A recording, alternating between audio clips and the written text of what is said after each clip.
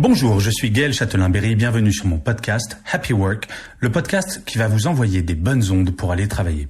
Cette semaine, j'ai décidé d'aborder un sujet d'actualité, le pessimisme. Vous avez remarqué à quel point, quoi qu'il arrive, certaines personnes voient tout en noir. J'ai passé plus de 20 ans en entreprise et je vous assure que pendant tout ce temps, je n'ai jamais vu l'une de ces personnes faire avancer les choses ou même, pire, être utile pour l'entreprise. Je sais, c'est un petit peu dur de dire ça, mais je le pense profondément et je vais essayer de vous prouver en quoi les pessimistes patentés sont un obstacle à la réussite des entreprises. Pour ce faire, je vais vous parler de mon personnage préféré, Bob, le héros de mon dernier roman qui s'appelle « Mais qui a tué Bob ?» C'est original, non? Alors, Bob, c'est le pire manager que la planète entreprise ait jamais connu. En plus d'être un manager largement améliorable, Bob a un terrible défaut. Il est pessimiste. Nous en connaissons tous des comme ça, pour qui tout est toujours sombre, rien n'est jamais bien, et surtout qui ne proposent jamais aucune alternative. Leur boulot, c'est assez simple, dire que rien ne va, jamais. Comment reconnaître ce genre de personnage et, surtout, comment limiter leur impact sur l'entreprise? Passons en revue la liste de ces travers et surtout, je vais vous donner quelques solutions. Alors pour Bob, c'est simple, avant, c'était mieux. Forcément, avant a un côté rassurant alors que l'avenir est incertain.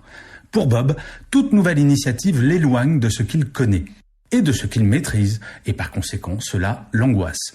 Peur du changement, peur de l'échec, autant de peurs auxquelles Bob répondra par une fin de non-recevoir comme l'argument définitif « avant, c'était mieux ».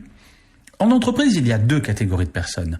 Celles qui regardent dans le rétroviseur, comme Bob, et celles qui regardent par le pare-brise. Vous admettrez que des deux catégories, il y en a une qui voit un tout petit peu plus loin. Alors, la réponse, loin de moi l'idée de prétendre que le monde de l'entreprise est un lieu idéal. Mais ce monde progresse petit à petit. Avant 1936, pas de congé payé. Avant 1965, une femme ne pouvait travailler sans l'autorisation de son mari. Avant 1983, la notion d'égalité femmes-hommes dans l'entreprise n'existait pas dans la loi. Non, avant, ce n'était pas mieux. Et même si le chemin qui reste à faire reste long, nous l'avons entamé il y a un certain temps. Alors certes, le corona a bouleversé le monde du travail, c'est le moins que l'on puisse dire. Mais nous allons en tirer du positif. D'ailleurs, un épisode de Happy Work est entièrement consacré à cela. La deuxième chose, c'est que pour Bob, le bien-être au travail, c'est un gadget.